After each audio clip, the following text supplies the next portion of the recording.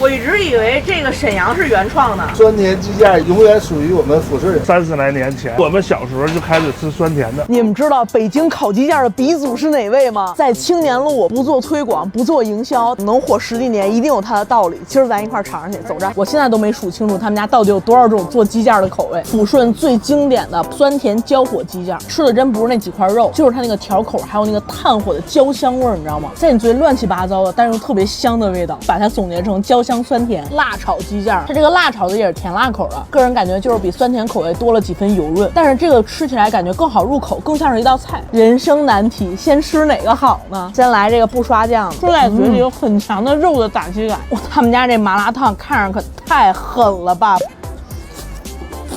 哎呦，忘了跟他说少辣了，就是这种老式的骨汤麻辣烫，巨香，它这个辣油绝对是精华。抚顺人研究小味儿这一块子啊，真的手拿把掐的，我服了。这绝对是开在青年路店里边的脏摊味儿。他们家炸串有一点好，都是那种手工炸串，肉用的真的很鲜，很好吃。辣椒也是那种只香不辣的那种品种。来个炸猪排，对于口重的朋友们，刷酱的比不刷酱的好吃，但是刷辣酱之后就是没有吃它那个辣椒那么香了，主要还是吃这个酱的味儿。我估计今天这炸串师傅心情挺好，给我炸挺久啊。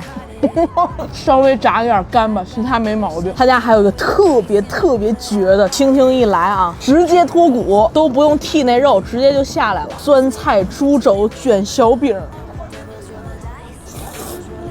你看着它这个肘子皮特肥特厚吧，但实际上它加上那个酸菜，吃起来特别解腻。